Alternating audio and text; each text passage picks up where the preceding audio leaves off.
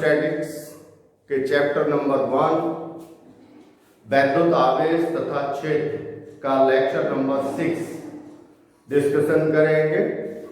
हमने आपको पिछले लेक्चर में वैद्युत द्विध्रुव के बारे में बताया था और वैद्युत द्विध्रुव की अक्षीय रेखा पर स्थित किसी बिंदु पर वैद्युत क्षेत्र की तीव्रता भी निकलवाई थी।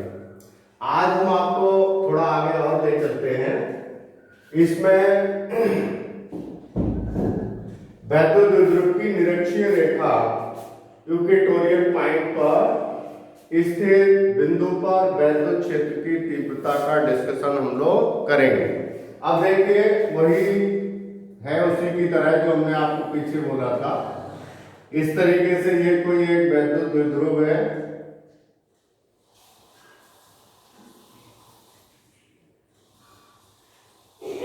जो कि -q और +q आवेशों से मिलकर बना है।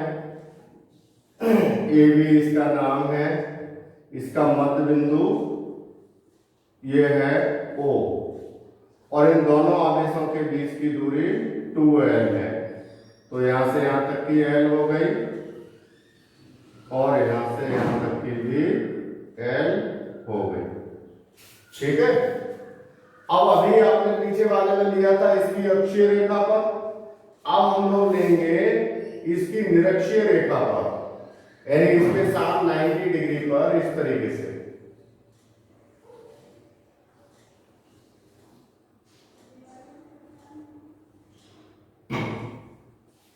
ठीक है।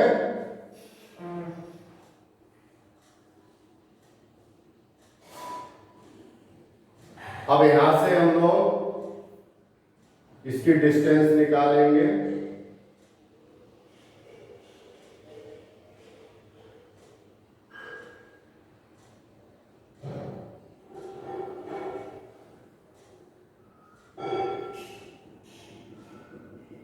ये ठीक है भाई। अब ये वाली मान लीजिएगा डिस्टेंस r है जैसे उसमें मानी थी और इसको हम लोग कह देते हैं पॉइंट P। पहले हमने ये वाला पॉइंट इधर लिए थे अक्षीय रेखा पर, अब हम कहां ले रहे हैं? निरक्षीय रेखा पर। इसको हम लोग आगे तक बढ़ा दें।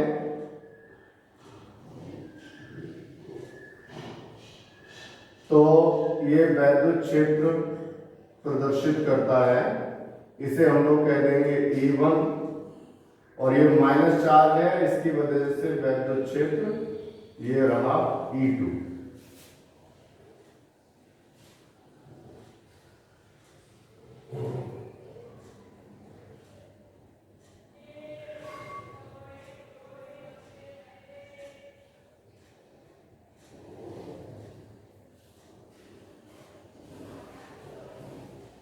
ये ठीक है, ये E1 और ये E2।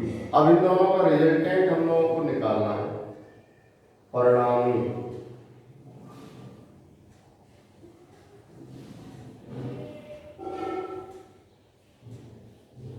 ये हो गया परिणामी इसका E।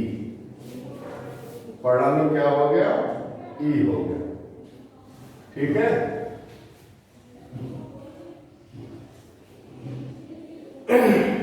तो इसमें आप लैंग्वेज लिखेंगे उसी तरीके से जैसे पीछे वाले में लिखते थे कि माना कि एक वैद्युत द्विध्रुव AB -q व +q आवेशों से मिलकर बना है जिनके बीच की दूरी 2l है, l 2l हो गई।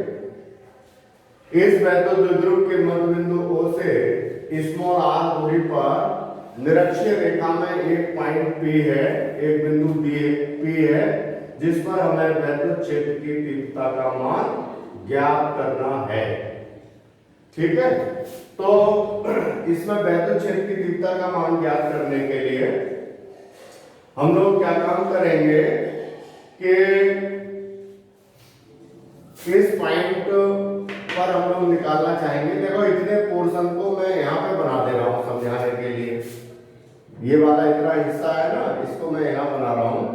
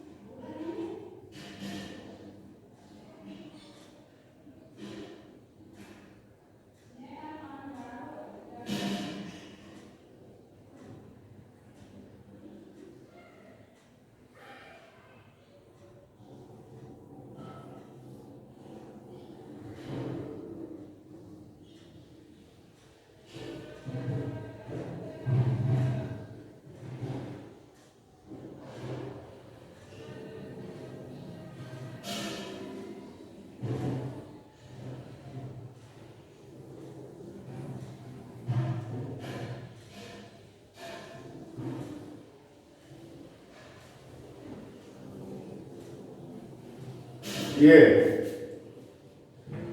इस तरीके से पोजीशन है भाई।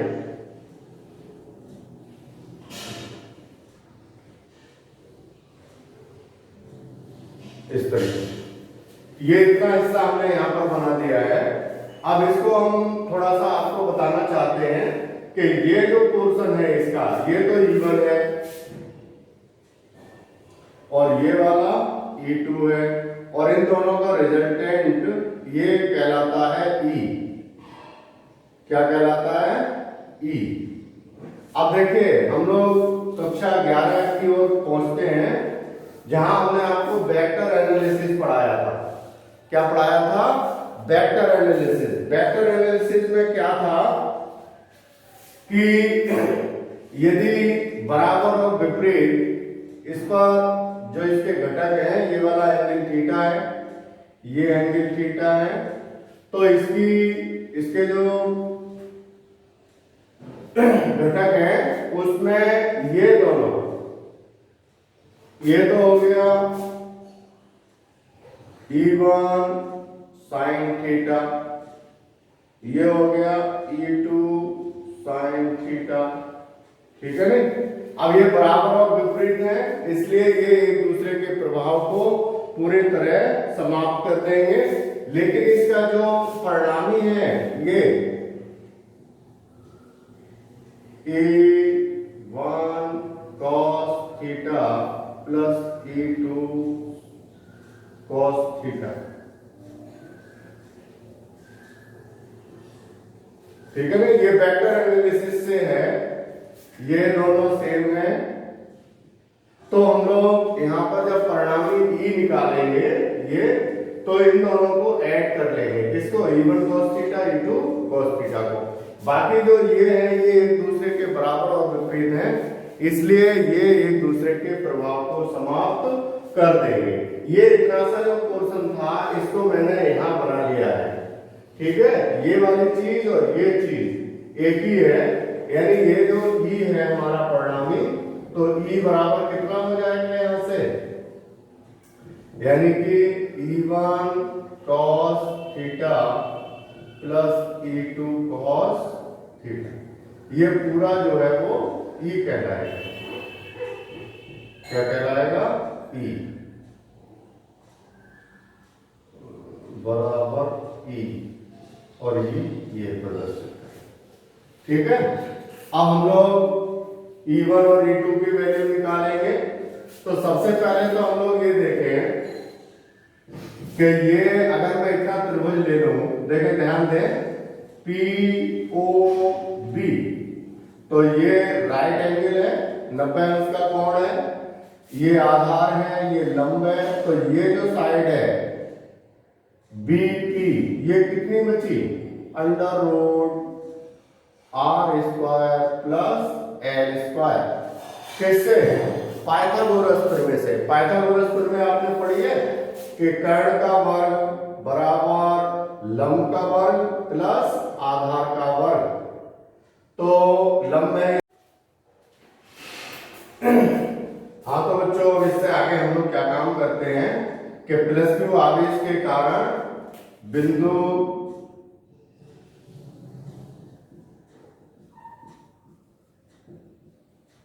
P पर वैद्युत क्षेत्र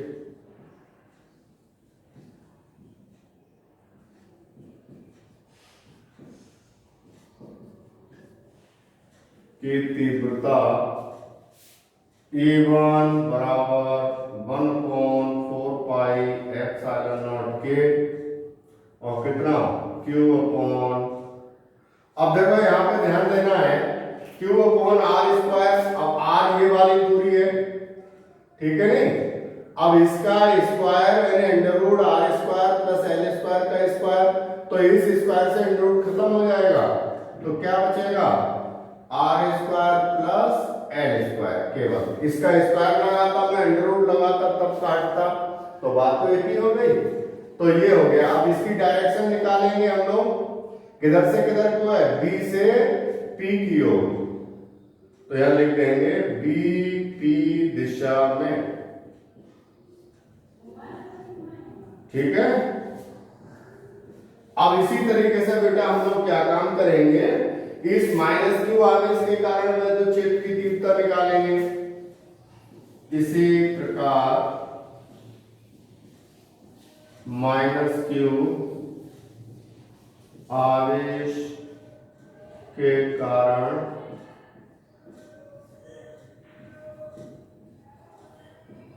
विद्युत क्षेत्र की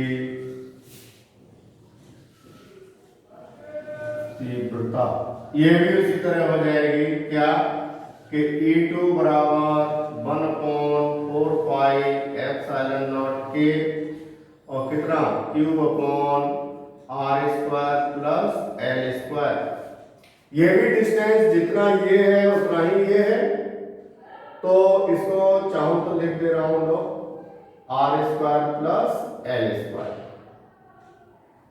ठीक है बेटा, इस तरीके से। तो इसका भी स्क्वायर करेंगे तो वर्ग घट जाएगा, इतना ही बचेगा। अब आप देख रहे हैं E1 और E2 की वैल्यू सेम है, तो इसका जो रिजल्टेंट हमें प्राप्त होगा, परिणामी विद्युत क्षेत्र की तीव्रता प्राप्त होगी। हमने आपको बोला था इधर वेक्टर, इसका हम लोग वेक्टर सम कर लेंगे, तो वेक्टर सम करने के लिए हम लोग क्या काम करेंगे देखिएगा। अब यहाँ पे ध्यान एक चीज और देना है आपको कि जो हमें निकालना है वो परिणामी तीव्रता निकालना है। परिणामी तीव्रता है E और E की वैल्यू कितनी है, E1 cos theta plus E2 cos theta, तो हम लोग अभी निकालते हैं। देखिए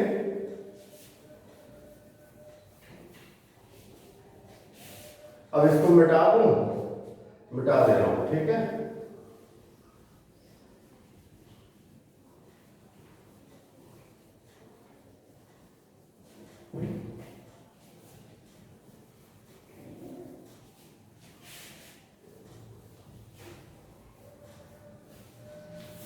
अतः बिंदु P पर परिणामी विद्युत क्षेत्र की तीव्रता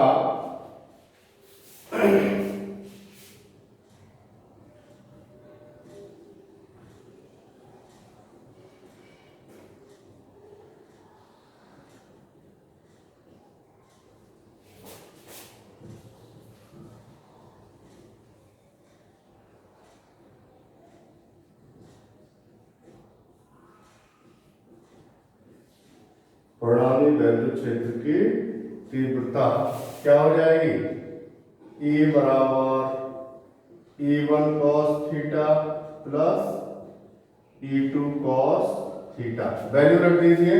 अब देखो E1 और E2 बिल्कुल सेम है, तो एक बार रख ले रहे हैं 1/4 पाई एप्सिलॉन नॉट के और Q upon R square plus L square cos theta, ठीक है, प्लस 1/4 पाई एप्सिलॉन नॉट के और Q upon R square plus L square cos theta.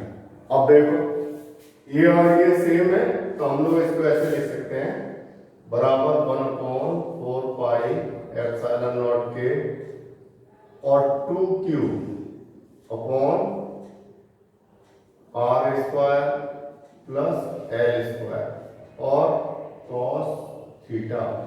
अब कॉस थीटा की वैल्यू हम लोग डायग्राम से निकालेंगे। किससे निकालेंगे, डायग्राम से। आपने भी थोड़ी देर पहले चित्र देखा था। अब कॉस थीटा का सूत्र क्या होता है, देखो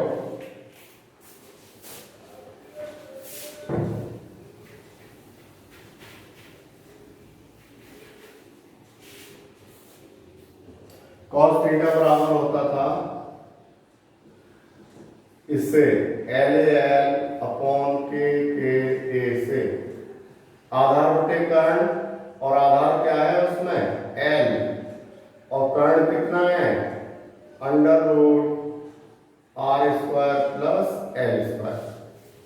ठीक है, चित्र से इधर वाला जो चित्र बनाया था पहला वाला उससे, तो cos थीटा की जगह मैं ये रख सकता हूं, तो क्या बात हो जाएगी 1/4 पाई एप्सिलॉन नॉट के 2ql upon R square plus L square की पावर 3/2। कहां से आ गए 3/2? ये 3/2 इसलिए आ गए क्योंकि इस cos थीटा की जगह हमने लिखा l upon under root R square plus L square. अब देखो R square plus L square की पावर 1 ये है, R square plus L square की पावर कुछ नहीं है तो क्या है 1 है। इस 1 में इस अंडर रूट का मतलब होता है 1/2। अगर कहीं अंडर रूट होता है इसका क्या मतलब होता है पावर 1/2। तो 1 और आधा जुड़ा, 1 और आधा जुड़ने के बाद क्या हो जाएगा जानते हो आप? देखो 1 + 1/2 एलसीएम ले लिया 2, 2 बन जाए 2, 2 + 1 यानी कि 3/2। तो इसलिए हमने डायरेक्ट लिख रखा है R square plus L square की पावर 3/2। अब हम लोग क्या काम करते हैं कि इस r की तुलना में l का मान काफी कम है ना, क्योंकि आपने देखा l बहुत छोटी दूरी थी और r क्या थी बहुत बड़ी दूरी थी, तो हम उसको कैंसिल कर सकते हैं। तो उस कंडीशन में हमें क्या मिलेगा कि यहां लिख दूं r की तुलना में l का मान काफी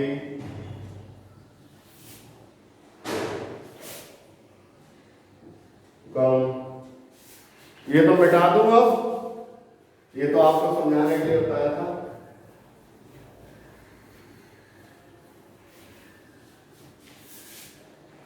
काफी कम है अतः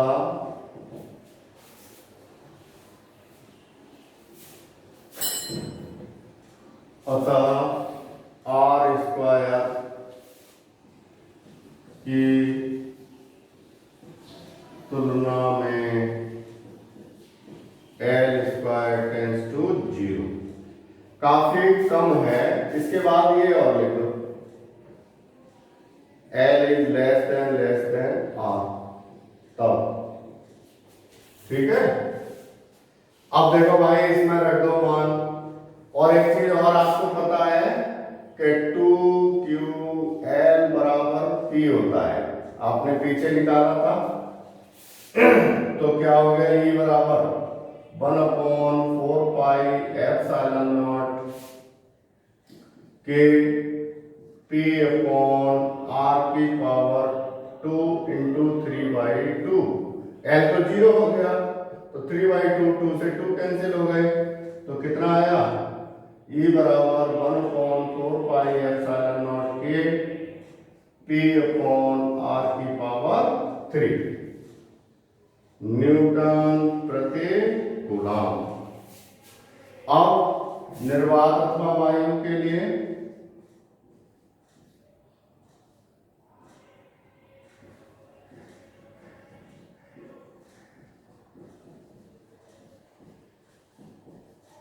निर्वात अथवा वायु के लिए k = 1 है, तब क्या बात हो जाएगी e बराबर 1/4 pi epsilon naught p upon r³ Newton प्रति कूलम। तो इस तरीके से हम लोग निरक्षीय स्थिति में वैद्युत क्षेत्र की तीव्रता का व्यंजक प्राप्त कर सकते हैं। तो ये वाला कहलाता है वैद्युत क्षेत्र की तीव्रता का व्यंजक। इसे हम लोग अक्षीय वाले को अगर नंबर 1 कह देंगे तो इसको हम लोग कह देंगे इक्वेशन नंबर 2।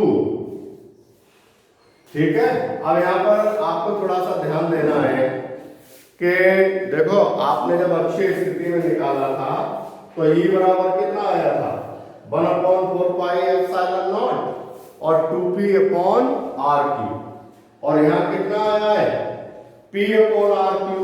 तो इससे क्या निष्कर्ष निकल रहा है, इससे ये निष्कर्ष निकल रहा है कि वैद्युत क्षेत्र की तीव्रता अक्षीय स्थिति में अगर अक्षीय स्थिति में अगर हम लोग निकालें और निरक्षीय स्थिति में भी निकालें और जो पॉइंट P मानते हैं उसकी द्विध्रुव के मध्य बिंदु से दूरी बराबर है तो उस स्थिति में अक्षीय स्थिति में वैद्युत क्षेत्र की तीव्रता 2 गुनी होती है किससे, निरक्षीय स्थिति की अपेक्षा। इससे ये निष्कर्ष निकलता है कि वैद्युत क्षेत्र की तीव्रता निरक्षीय स्थिति में अक्षीय स्थिति की अपेक्षा थोड़ी कम होती है, यानी आधी कम होती है, यानी कि अक्षीय स्थिति में 2 गुनी होती है और निरक्षीय स्थिति में मतलब सिंगल रहती है। तो इस तरीके से एक तो ये है। दूसरा ये बताया गया कि दोनों ही स्थितियों में ये E का मान जो है वो डायरेक्टली व्युत्क्रमान पाते होता है उसकी r की पावर 3 का, किसका r की पावर 3 का। इसका मतलब है कि वैद्युत क्षेत्र की तीव्रता r की पावर 1/3 टाइम्स होती है। अब देखो एक और इसमें मैं आपको बताऊं, मैंने आपको वैद्युत क्षेत्र की तीव्रता उधर बताई थी तो उस वैद्युत क्षेत्र की तीव्रता में क्या था कि एक हमने आपको बताई थी बिंदु आवेश के कारण वैद्युत क्षेत्र की तीव्रता। तो बिंदु आवेश के कारण जो हमने वैद्युत क्षेत्र की तीव्रता आपको बताई थी उसमें क्या आया था E बराबर 1/4 पाई एप्सिलॉन नॉट Q/r²। तो वैद्युत द्विध्रुव में और बिंदु आवेश में क्या डिफरेंस है कि वैद्युत द्विध्रुव में वैद्युत क्षेत्र की तीव्रता 1/r³ होती है जबकि बिंदु आवेश के कारण क्या होती थी, समानुपाती होती थी 1/r² के। देखो इस तरीके से बिंदु आवेश के कारण था E is directly proportional to 1/r² और वैद्युत द्विध्रुव के कारण क्या है E is directly proportional to r³। ठीक है। तो इस तरीके से हम लोग इनमें डिफरेंस निकाल सकते हैं। अब देखिए मैं आपसे और डिस्कशन कर रहा हूं, बड़ा इंपॉर्टेंट पॉइंट है, उसमें यह बताया गया कि वैद्युत द्विध्रुव कि ना तो अक्षीय स्थिति है और ना ही निरक्षीय स्थिति है बल्कि कहीं अन्य जगह पर है। तो बिल्कुल डायरेक्ट अक्षीय भी नहीं है और डायरेक्ट निरक्षीय भी नहीं है। किसी अन्य बिंदु पर वैद्युत क्षेत्र की तीव्रता कैसे निकालते हैं, इसके लिए हम लोग व्यंजक निकालें। देखिए किस तरीके से।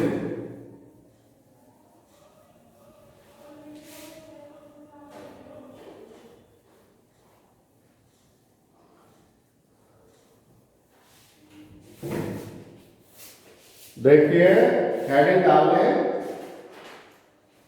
वैद्युत द्विध्रुव के कारण किसी भी बिंदु पर वैद्युत क्षेत्र की तीव्रता।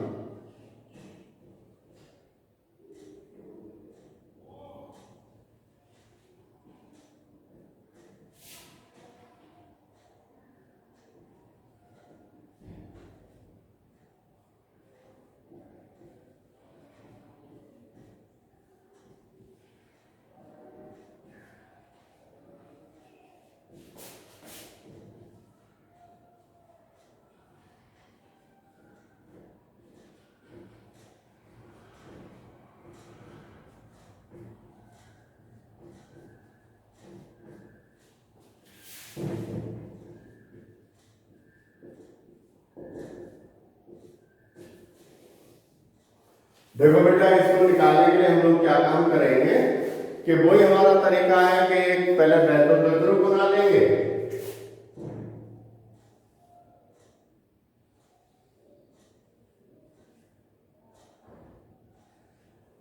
अब देखो, अक्षीय में होता तो मैं इधर ले लेता, निरक्षीय में हो लेता तो इधर ले लेता।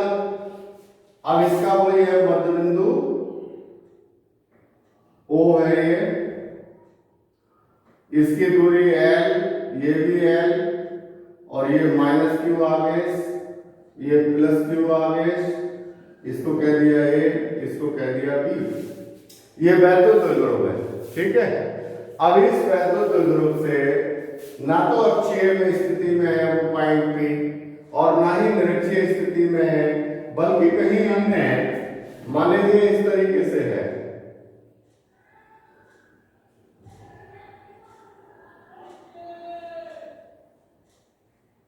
यहां पर आप देख रहे हैं ना तो अक्षीय में है ना निरक्षीय में है, कहीं अन्य हो गए। तो इसके लिए वैद्युत क्षेत्र की तीव्रता हम लोग कैसे निकालेंगे? तो इसको वैद्युत क्षेत्र की तीव्रता निकालने के लिए हम लोग क्या काम करते हैं कि इस वैद्युत द्विध्रुव को दो छोटे वैद्युत द्विध्रुवों में तोड़ देते हैं। अब आप कहेंगे एक वैद्युत द्विध्रुव को कैसे तोड़ देंगे? अमेजिंग करते हैं। मान लेते हैं कि एक तो वैद्युत द्विध्रुव हमने इस तरीके से मान लिया, अपने मन में मान लेते हैं कैलकुलेट करने के लिए।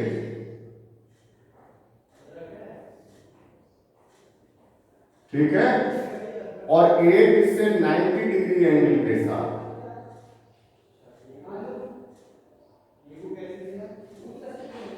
इसके दो घटकों में इसको हमने विभाजित कर लिया।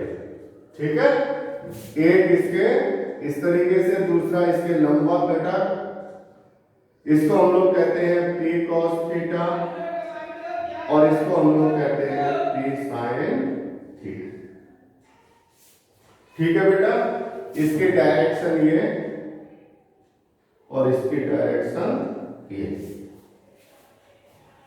इसी वैद्युत द्विध्रुव को AB को हमने दो घटकों में विभाजित कर लिया, एक इसके लंबवत घटक और एक इस पॉइंट P के समांतर, और पॉइंट P के समांतर के साथ दूसरा इसका लंबवत घटक P sin थीटा। एक को हमने कह दिया P cos थीटा और दूसरे को हमने कह दिया P sin थीटा। बस इतना सा काम आपको समझना था। आपको वही सरल बातें आ गई कि अगर मैं इस वैद्युत द्विध्रुव की वजह से निकालूंगा तो अक्षीय स्थिति हो गई है।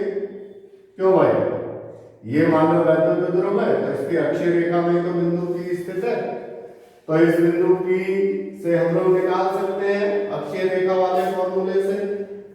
और अगर मैं इसको निकालूं, देखो इस वाले वैद्युत द्विध्रुव को, तो ये वैद्युत द्विध्रुव से इसका 90 डिग्री के एंगल के साथ है, ये 90 अंश के साथ, यानी ये इसकी निरक्षीय स्थिति हो जाएगी। कैसी स्थिति हो जाएगी इसकी? निरक्षीय स्थिति हो जाएगी। तो एक अक्षीय वाला फॉर्मूला, एक निरक्षीय वाला फॉर्मूला, और फिर हम लोग इसकी मदद से परिणामी वैद्युत क्षेत्र की तीव्रता की गणना कर सकते हैं। तो सबसे पहले तो हम लोग ये काम करेंगे, इसका अक्षीय स्थिति में डायरेक्शन ये होगी, आपको पता है E1। ठीक है, और अभी आपने निकाला तो निरक्षीय स्थिति में डायरेक्शन क्या होती थी? विपरीत। अभी पीछे आपने निकाला था, यानी इसकी डायरेक्शन ये है P sin थीटा, तो इधर को होगी, अर्थात ये E2 हो जाएगी। क्या हो जाएगी? E2। और इन दोनों का परिणामी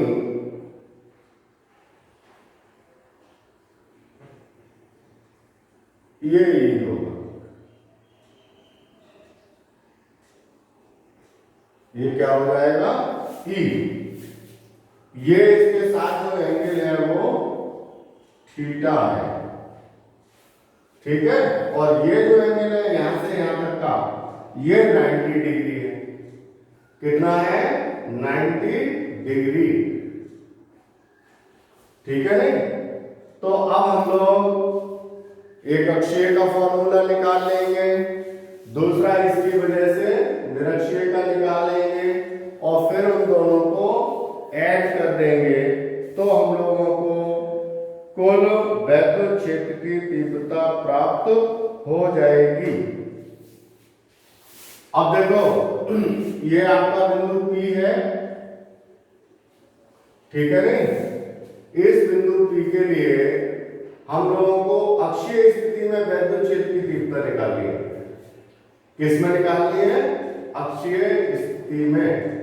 तो अक्षीय स्थिति में हमने आपको बताया था अभी थोड़ी देर पहले एक फॉर्मूला आया था, जानते हो अब क्या आया था?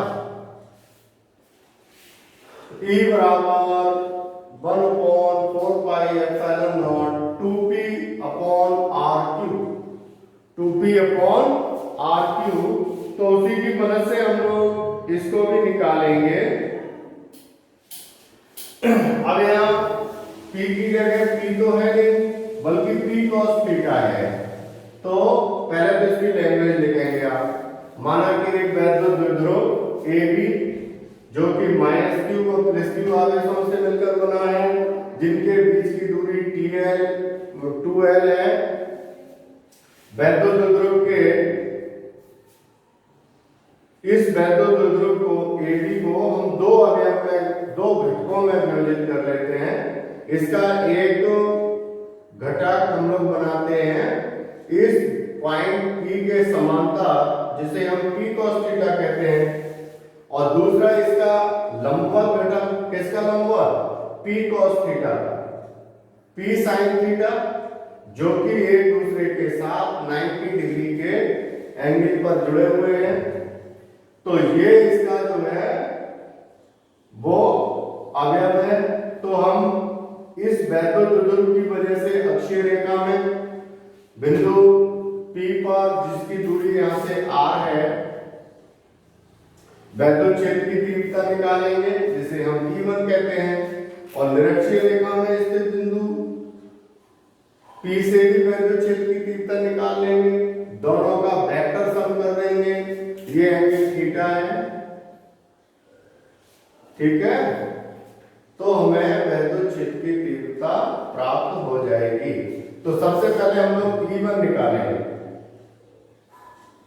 इसको इसकी वजह से नहीं निकाल रहे हैं हम E1 AB की वजह से, बल्कि जो इसका अवयव है, किसका अवयव है? इस AB वैद्युत द्विध्रुव का अवयव है, उसकी वजह से। ठीक है नहीं? तो इसमें चाहे तो आप ये बात लिख सकते हैं कि वैद्युत द्विध्रुव के दो घटक हैं आपके, P cos थीटा और P sin थीटा। तो अवयव P cos थीटा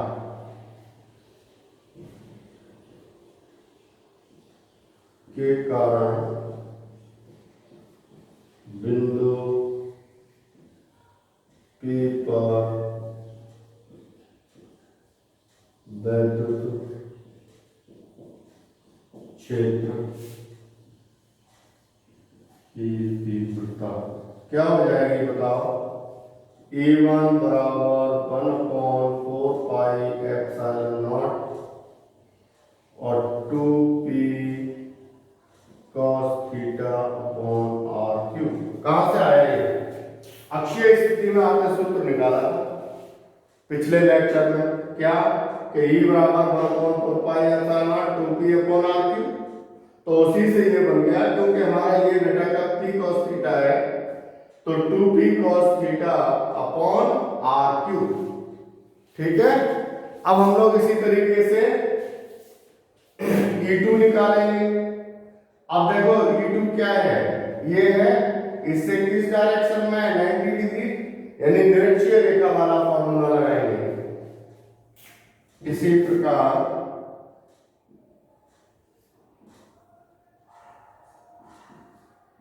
अब हम लोग क्या निकालेंगे? निरक्षीय रेखा वाला फॉर्मूला यूज कर लेंगे। अब निरक्षीय रेखा वाला क्या होता है? E2 बराबर बिंदु P पर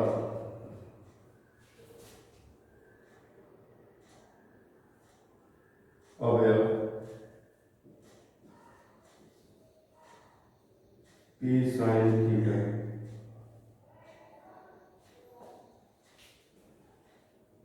द्वारा वैद्युत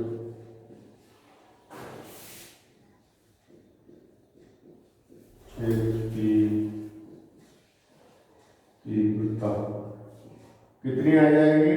E2 बराबर 1/4πε0 और वहां क्या आया था? केवल P आया था ना, तो P sin theta upon R cube.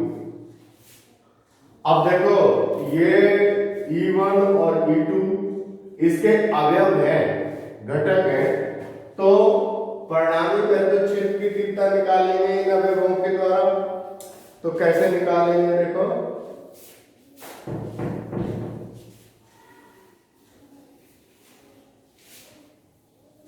यहां पर ध्यान एक चीज का देना है कि ये जो हम परिणामी तीव्रता निकाल रहे हैं वो इसकी नहीं है, ठीक है तो इसी की, लेकिन इन दोनों के अवयव घटकों में हमने इसको विभाजित कर लिया था, तो उन अवयव घटकों की अलग अलग निकाल के जोड़ देंगे तो इसके बराबर हो जाएगी। तो वही हम लोग करना चाह रहे हैं।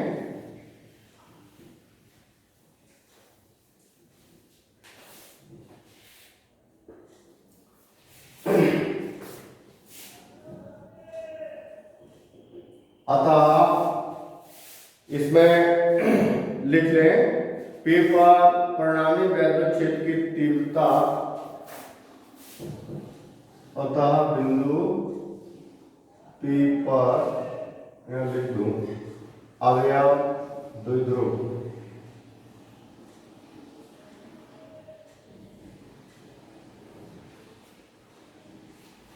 अतः बिंदु P पर अवयव द्विध्रुवों द्वारा परिणामी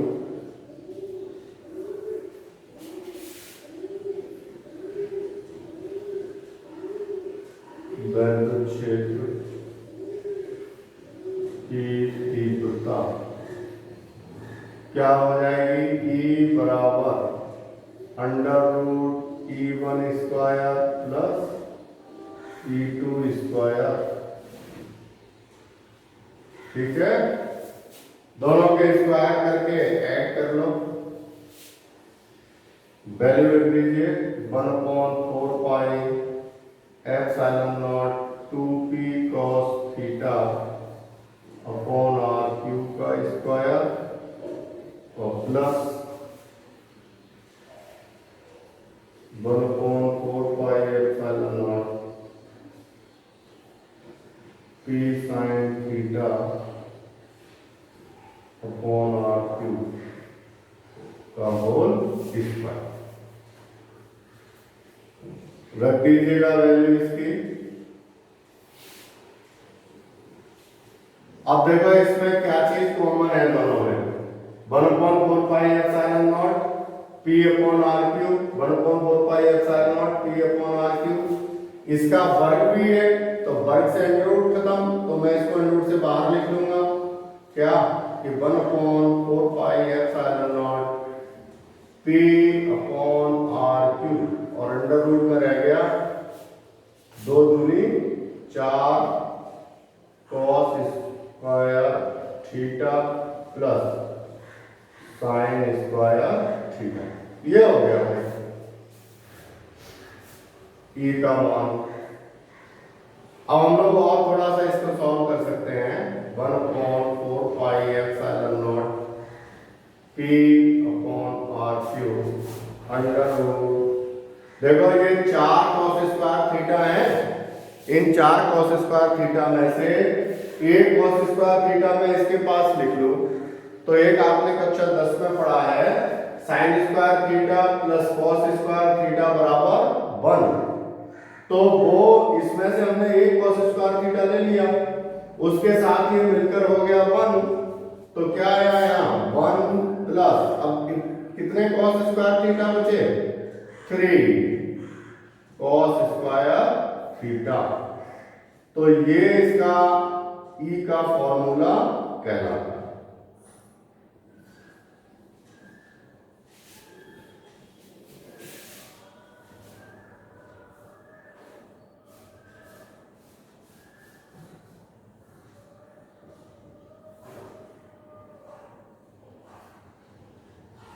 ठीक है, न्यूटन प्रति कूलम। तो ये किसी भी स्थिति में वैद्युत क्षेत्र की तीव्रता निकालने का व्यंजक कहलाता है। अब इसकी हम जांच कर सकते हैं, जैसे आपने अक्षीय स्थिति में निकाला, तो अक्षीय स्थिति में निकालने के लिए आपको पता है कि जो थीटा है वो द्विध्रुव की अक्षीय स्थिति में थीटा क्या होता है, 0। तो उसका अगर हम 0 रखते हैं इसमें, तो वही सूत्र आना चाहिए जो आपने अक्षीय स्थिति में निकाला है। और अगर मैं इसका 90 डिग्री निरक्षीय निकालते थे तो 90 होता था। अगर मैं थीटा बराबर 90 डिग्री लिख दूं तो निरक्षीय स्थिति वाला फॉर्मूला इसमें आना चाहिए। तो अब हम इसकी जांच करते हैं कि क्या ये जो हमने किसी भी स्थिति में वैद्युत क्षेत्र की तीव्रता का व्यंजक निकाला है वो सही है अथवा नहीं। इससे हमारे अक्षीय और निरक्षीय स्थिति वाले फॉर्मूले जो आते हैं वो सही आते हैं या नहीं। तो हम लोग इसकी जांच करते हैं, और जांच करने के लिए हम लोग क्या काम करेंगे कि थीटा बराबर पहले 0 रख देंगे, और जांच करने से पहले हम लोग इसकी अगर दिशा निकालना चाहें, डायरेक्शन निकालना चाहें, तो कैसे निकालेंगे। तो डायरेक्शन निकालने के लिए मान लीजिए कि इनके बीच जो कोण है वो 5 बन रहा है। कितना बन रहा है, 5। तो उस कंडीशन में क्या बात हो जाएगी, tan phi is equal to कितनी वैल्यू रख देंगे उसी से जो आपका वो ट्रायंगल था, क्या कि E2 upon E1।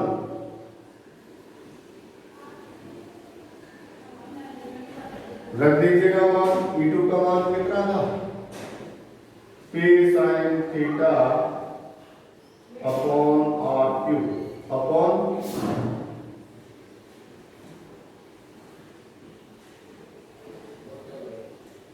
1/4 pi epsilon naught P sin theta upon R3 और पूरे के upon 1/4 pi epsilon not 2P cos theta upon R3। इस पूरे से ये पूरा बैलेंस, इससे ये बैलेंस, P से P बैलेंस, तो क्या मिला आपको, tan phi बराबर 1/2 tan थीटा।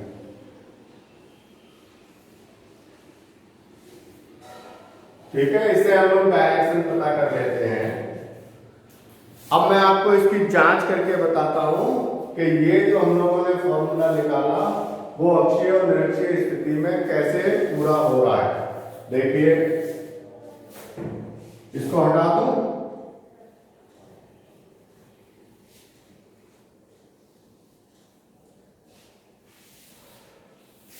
अगर मैं अक्षीय स्थिति को निकालूं, इसमें हम लोग लिख सकते हैं केस 1।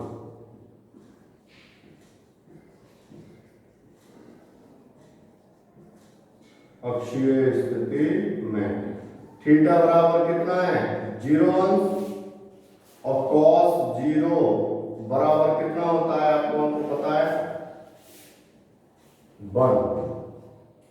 तो रख दीजिएगा इसमें वैल्यू, तब E बराबर 1/4 पाई एप्सिलॉन नॉट P अपॉन R3 under root 1 plus 3 into 1।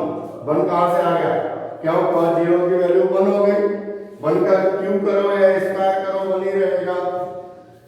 तो कितना होगा फिर, बराबर 1/4 पाई एप्सिलॉन नॉट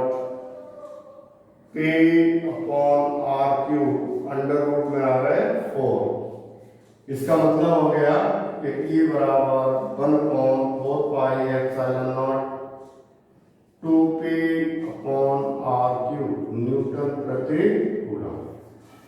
यही फॉर्मूला हमने आपको पिछले लेक्चर में इक्वेशन नंबर 1 समझाई थी, उसमें आया था अक्षीय स्थिति में वैद्युत क्षेत्र की तीव्रता का व्यंजक, यही था।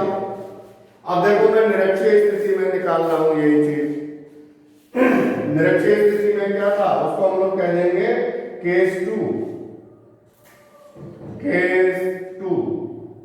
अब अक्षीय के लिए करते रहा हूं निरक्षीय।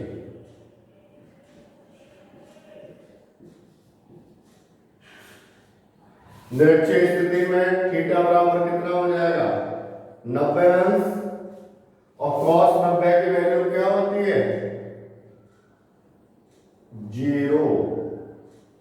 cos 90 की वैल्यू क्या होती है 0। तब क्या हो जाएगा यहां पर cos 90 यानी कि 0, और जब आप 0 रखेंगे तो क्या आएगी यहां पे बात 1/4πε0 और p/r³ इंटू 1।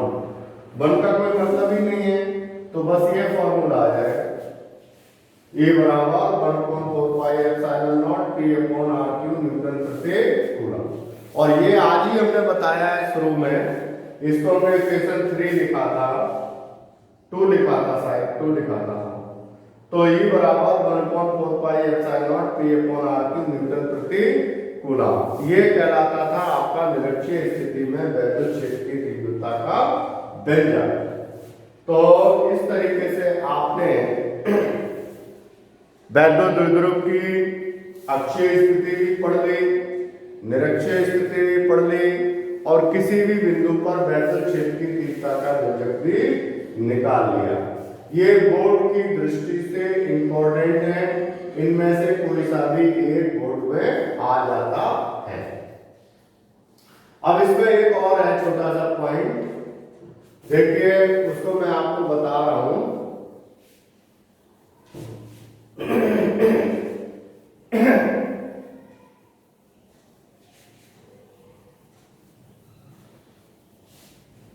इसको मिटा दे रहा हूं।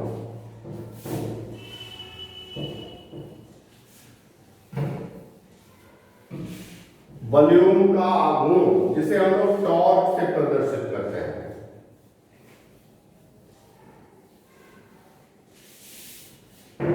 एक समान बाह्य वैद्युत क्षेत्र में रखे वैद्युत द्विध्रुव पर लगने वाला वॉल्यूम का आघूर्ण एक समान बाह्य वैद्युत क्षेत्र में रखे वैद्युत द्विध्रुव, एक समान बाह्य वैद्युत क्षेत्र में रखे वैद्युत द्विध्रुव पर लगने वाले वॉल्यूम का आघूर्ण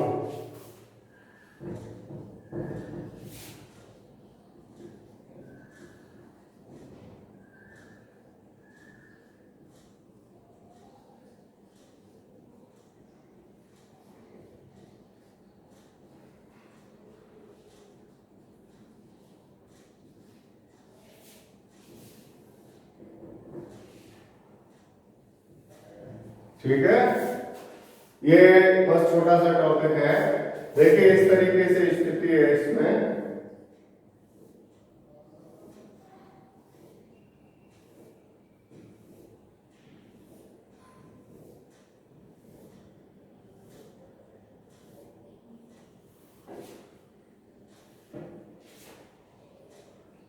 ये वैद्युत क्षेत्र E है,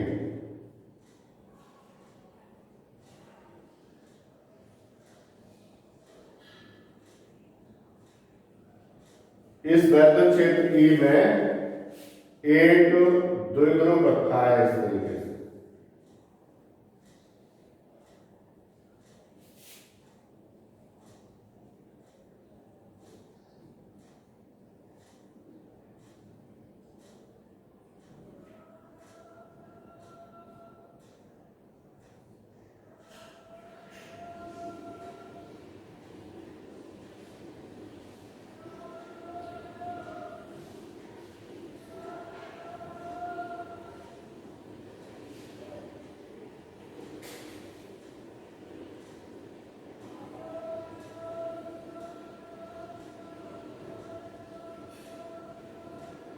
F बराबर क्यू ई।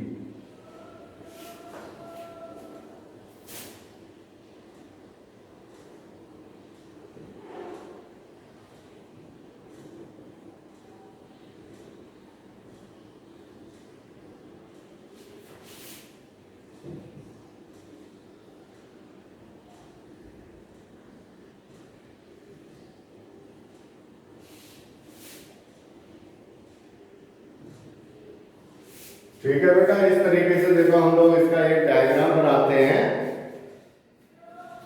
अब इसको समझ लीजिए पहले। माना कि एक समान वैद्युत क्षेत्र है, इस वैद्युत क्षेत्र में एक कोई आपने वैद्युत द्विध्रुव रख दिया ए बी। ये वैद्युत द्विध्रुव माइनस क्यू और प्लस क्यू आवेशों से मिलकर बना है, जिनके बीच की दूरी 2l है। इस वैद्युत द्विध्रुव का मध्य बिंदु O है। अगर हम इसको यहां से लंब परपेंडिकुलर ड्रॉ करते हैं तो ये किसी पॉइंट पर मिलता है।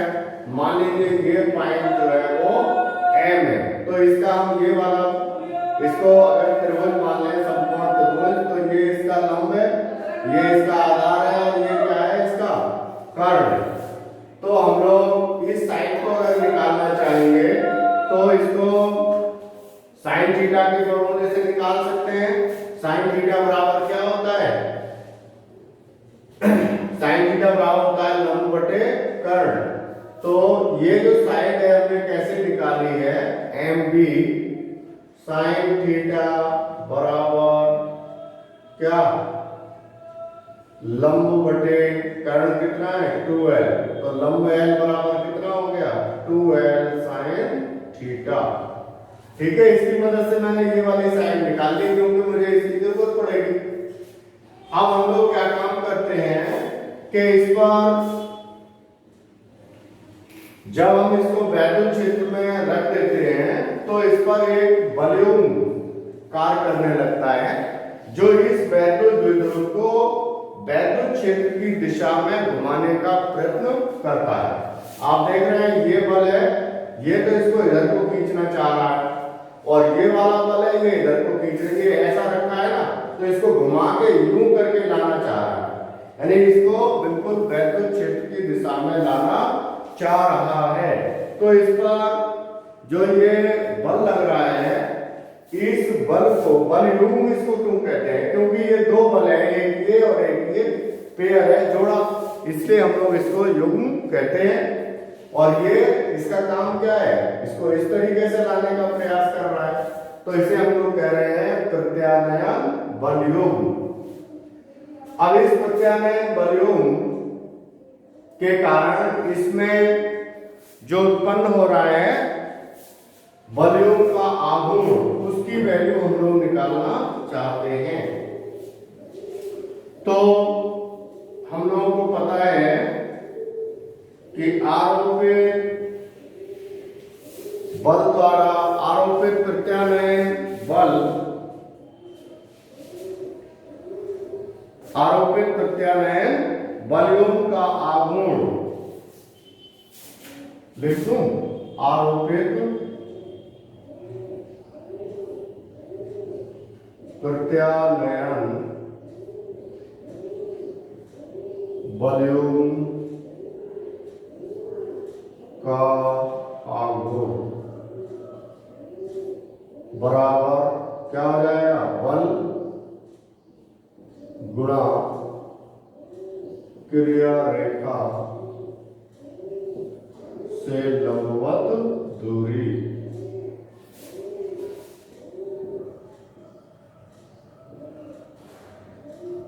ये क्रिया रेखा से लंबा दूरी। तो बल कितना है F, दूरी कितनी है 2L sin थीटा, और F बराबर कितना होता है QE। तो रख दीजिए, इसे हम टॉप से प्रदर्शित करते हैं, टॉप F की जगह क्या QE into 2L sin theta. तो क्या हो गया फिर 2QL sin थीटा। 2QL बराबर P, आपको पता है, पीछे आपने निकाला है। तो क्या बात हो गई फिर tau is equal to P E, इसमें ये रह गया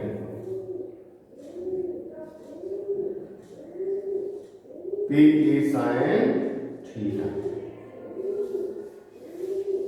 तो इसकी मदद से हम लोग वॉल्यूम का आघूर्ण प्राप्त कर सकते हैं।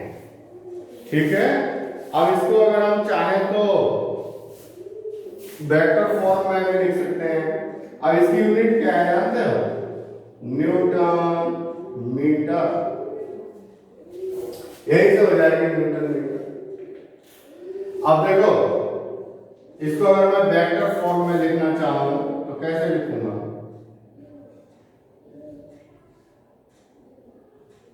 वेक्टर रूप में क्या, tau is equal to P into P cross E, ऐसे भी लिख सकते हैं हम वेक्टर फॉर्म। ठीक है, अब हम लोग साइन थीटा के डिफरेंट वैल्यूज दे करके टॉर्क के वैल्यू प्राप्त कर सकते हैं। अगर मान लीजिए साइन थीटा बराबर 0 हो जाए, 0 का क्या मतलब होता है कि ये जो वैद्युत द्विध्रुव है ये वैद्युत क्षेत्र की ही दिशा में, जैसे ये ऐसा है इस समय थीटा कोण पर, अब ये बिल्कुल ऐसा हो जाए इसी की दिशा में, तो क्या होगा, इसकी विशेष स्थितियां हैं, बस थोड़ा सा और है।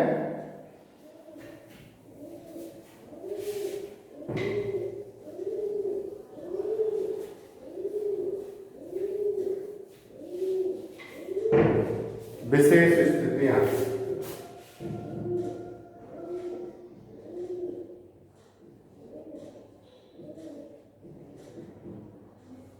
यदि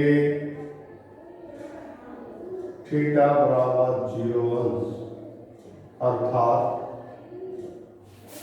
द्विध्रुव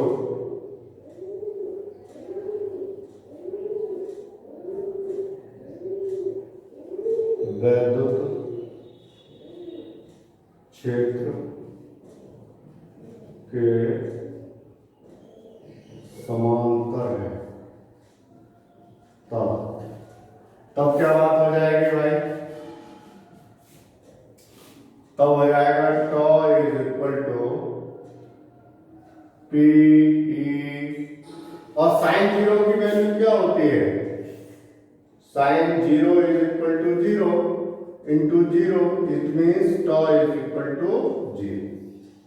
इससे क्या निष्कर्ष निकल रहा है कि अगर वैद्युत द्विध्रुव वैद्युत क्षेत्र की दिशा के समांतर है, उस दिशा में इस पर कोई भी वॉल्यूम का आघूर्ण कार्य नहीं करेगा।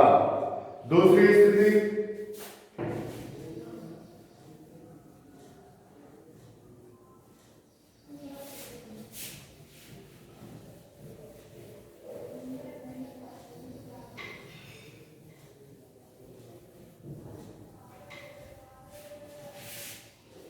Case number 2। केस 2 में क्या है,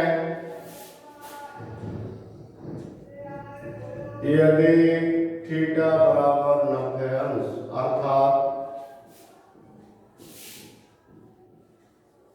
वैद्युत द्विध्रुव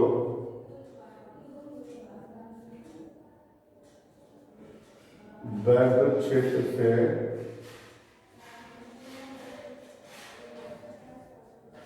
अर्थात वैद्युत द्विध्रुव वैद्युत क्षेत्र से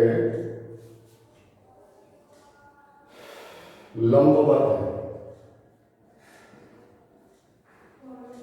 तब साइन अतः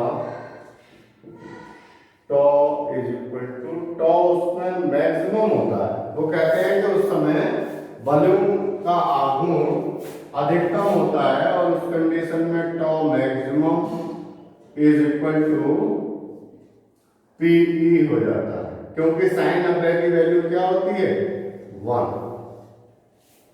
तीसरी बात बताई गई कि यदि वैद्युत द्विध्रुव वैद्युत क्षेत्र की दिशा के विपरीत रखा है, यानी जो प्लस चार्ज हमारा इधर होता है ना, हमने उलट के इधर रख दिया, अर्थात थीटा बराबर कितना हो जाए, यदि थीटा बराबर 180, अर्थात द्विध्रुव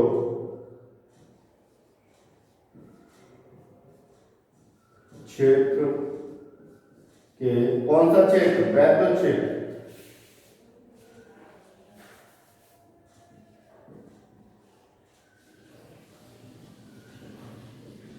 वैद्युत क्षेत्र के विपरीत है, तब क्या बात हो जाएगी, तो तब cos 180 बराबर sin 180 बराबर कितना हो जाएगा 0, तब टॉ इज इक्वल टू 0। तो इस तरीके से इसके 3 केस थे, 1, 2 और 3। तो आज के लेक्चर में इतना ही है। Thank you.